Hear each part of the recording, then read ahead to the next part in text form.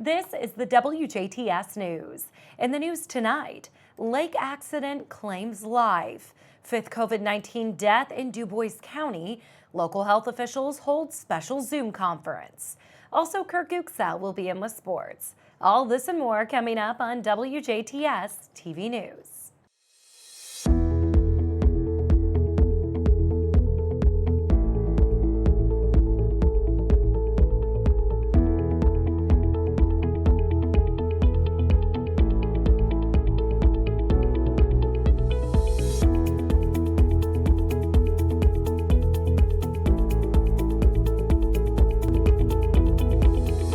Good evening. I'm Jenna Schaffer with the news.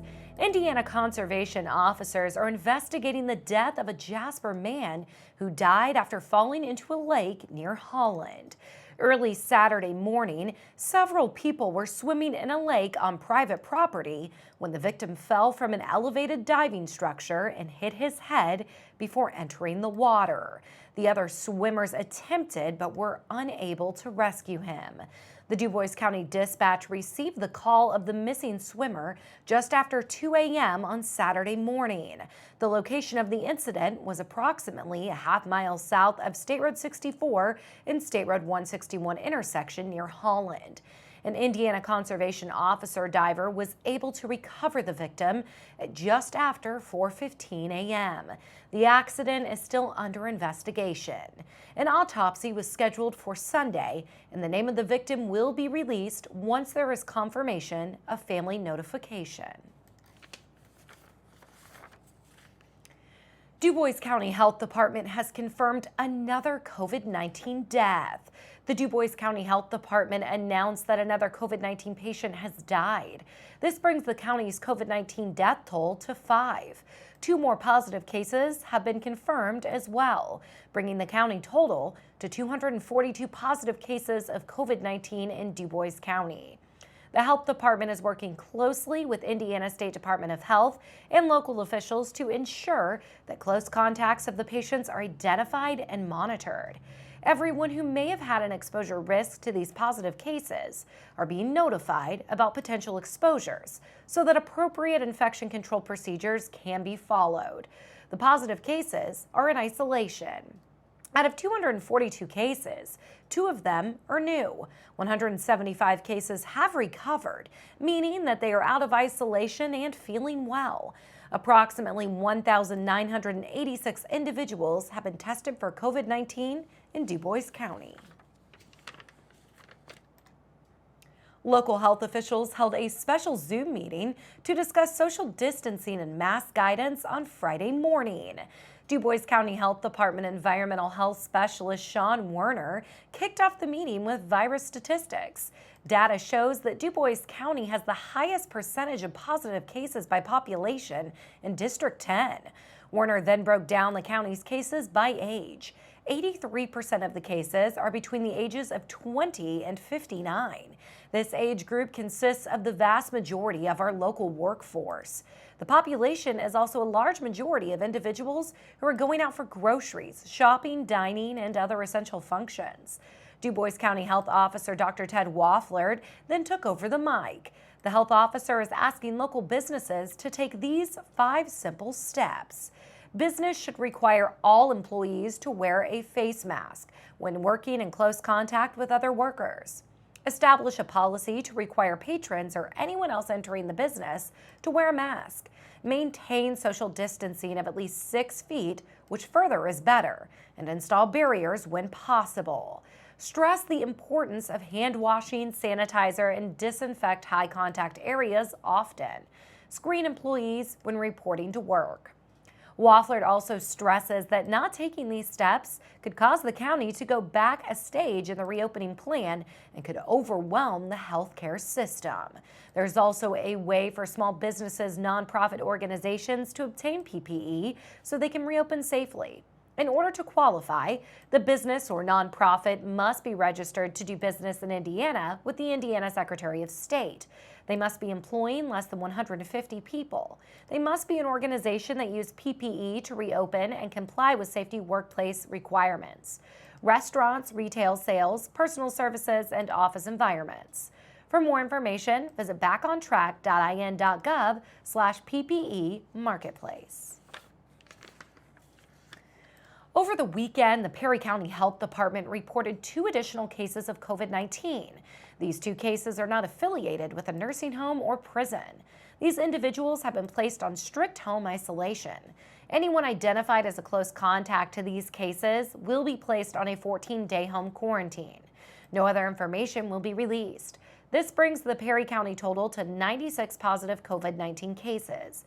Out of the 96 positive, 56 remain on strict isolation. 1 is hospitalized, 1 reported case has died, 38 are no longer ill, and have met all CDC guidelines to be released from isolation. All Hoosiers can now get a free COVID-19 test. The state is opening all OptumServe operated sites to anyone who wants to be tested starting Monday, June 15th, today. Indiana State Health Commissioner Dr. Christina Box made the announcement during a press conference on Friday afternoon. Previously, testing was limited to Hoosiers who either showed symptoms of COVID-19 or in a high-risk category. Children under 12 years old can also be tested at these testing sites starting today. There are currently 204 testing sites around the state. For a map of testing sites and to find a site near you, visit coronavirus.in.gov.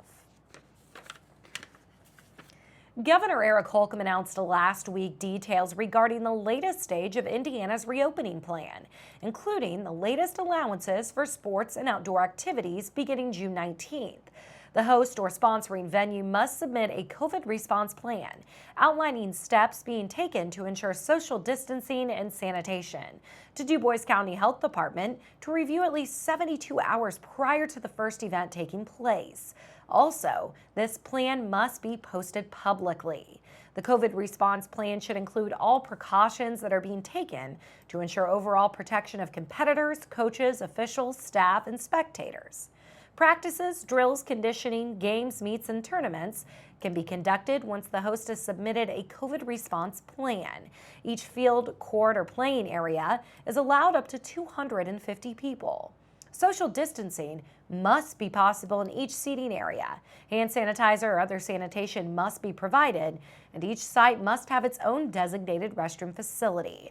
According to Indiana's suggested guidelines for youth and adult recreational sports and facilities, concession stands may not open. Please review Governor Holcomb's complete Executive Order 2032 at backontrack.in.gov. A 2-vehicle accident in Dale resulted in injuries over the weekend. On Sunday, a 2018 Chevy Equinox driven by 26-year-old Molly Johanneman of Dale was traveling south on US 231 and attempted to turn east onto State Road 62. When Johanneman turned, she pulled into the path of a 2010 Dodge Caravan driven by 36-year-old Bridget Poole of Richland. Johanneman's Equinox lost control and spun into the median, and Poole's Caravan came to a rest on State Road 62. Johanneman and 2 juvenile passengers in her vehicle complained of pain to their backs and were transported to Memorial Hospital and Healthcare Center in Jasper. Poole, along with 56-year-old Nona Poole and a juvenile, complained of neck and back pain and were transported to Owensboro Health Regional Hospital. A local state trooper has recently been recognized for his work in the area. Indiana State Police Jasper District Commander Lieutenant Jason Allen recently honored Trooper Stephen Nolan with the 2019 Jasper Trooper of the District Award. Trooper Nolan is a 3-year veteran of the Indiana State Police. He was nominated for this award by the Jasper District Command Team. During 2019, Trooper Nolan concentrated his traffic and criminal enforcement efforts on DUI, drug enforcement, and associated crimes. He made 20 DUI arrests and 107 criminal arrests, most of which were drug and/or alcohol related. Nolan regularly assists the Martin and Daviess County Sheriff's Department and all local agencies with calls of service. He's currently assigned to the Martin and Daviess County Squad. Holiday World and Splash and Safari's opening day is right around the corner, and things are going to be a little different for park goers. When it comes to riding rides, the biggest change this season is the inline queuing system. The tagline is Register, Reserve, Ride. Before park patrons even enter through the Holiday World gates, measures will be taken to make sure crowd congestion is low.